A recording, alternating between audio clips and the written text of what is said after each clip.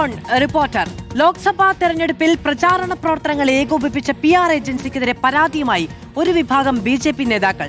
CPM ബന്ധമുള്ള ഏജൻസിക്ക് കരാർ നൽകിയതിന് പിന്നിൽ സംസ്ഥാന ജനറൽ സെക്രട്ടറിയുടെ ഇടപെടലാണ് എന്നാണ് നേതാക്കൾ ആരോപിക്കുന്നത്. ലോക്സഭാ തെരഞ്ഞെടുപ്പിൽ 20-ലേറെ സ്ഥാനാർത്ഥികൾക്ക് വേണ്ടിയാണ് മലബാർ കേന്ദ്രമായ ഏജൻസി പ്രവർത്തിച്ചത്. പലയിടത്തും പ്രചാരണം പാതിവഴിയിലെത്തിയപ്പോൾ കാര്യക്ഷമമല്ലെന്ന് കണ്ട് സേവനം അവസാനിപ്പിച്ചതായും ഒരു വിഭാഗം നേതാക്കൾ ചൂണ്ടിക്കാണിക്കുന്നു.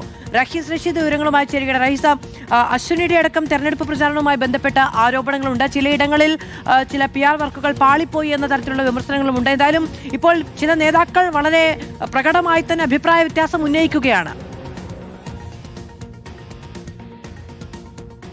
മാധു, അതാണ് കാരണം. തെരഞ്ഞെടുപ്പ് ഫണ്ടുമായി ബന്ധപ്പെട്ട വിവിധ പരാതികൾ BJPയിൽ ഉയർന്നു വരുന്നതിനിടെയാണ് ഏതാണ്ട് 20ഓളം സ്ഥാനാർത്ഥികളുടെ തെരഞ്ഞെടുപ്പ് പ്രചരണത്തിന് മേൽനോട്ടം വഹിച്ച ഒരു PR ഏജൻസിയുമായി ബന്ധപ്പെട്ട ഒരു വിവാദം കൂടി പുറത്തേക്ക് വരുന്നത്. CPIM ബന്ധമുള്ള ഒരു PR ഏജൻസിക്കാണ് ഈ 20ഓളം മണ്ഡലങ്ങളുടെ തെരഞ്ഞെടുപ്പ് പ്രചാരണത്തിന്റെ കരാർ കൊടുത്തത് എന്നതാണ് ആരോപണം.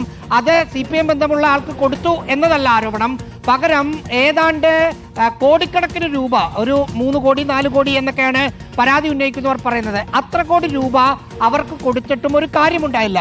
ഉദാഹരണമായി പറയുന്നത്, കാസർഗോഡ് മണ്ഡലത്തിൽ ML അശ്വിനിയുടെ തെരഞ്ഞെടുപ്പ് പ്രചരണത്തിന് വേണ്ടി 24 ലക്ഷം രൂപയായിരുന്നു PR ഏജൻസിയും അവരും തമ്മിലുള്ള കരാർ. പക്ഷേ പ്രചരണം തുടങ്ങി കുറച്ചു പോയപ്പോൾ ഈ ഏജൻസിയെ കൊണ്ട് കാര്യമില്ല എന്ന് അവിടുത്തെ പ്രാദേശിക BJP നേതൃത്വം മനസ്സിലാവുകയും അവരെ പറഞ്ഞു വിടുകയും ചെയ്തു. പക്ഷേ 24 ലക്ഷം രൂപ മുൻകൂറായി അവർ വാങ്ങി. തിരിച്ചു ചോദിച്ചപ്പോൾ കുറച്ചുപോലും തിരിച്ചു കൊടുത്തില്ല. നമ്മുടെ തൃശ്ശൂരിൽ പത്മജ വേണുഗോപാലിന്റെ പ്രചരണത്തിന് വേണ്ടി 34 ലക്ഷം രൂപ വാങ്ങി. പകുതിയായപ്പോൾ അവർ കാര്യക്ഷമമല്ല എന്ന് മനസ്സിലാക്കി അവരെ പറഞ്ഞുവിട്ടു.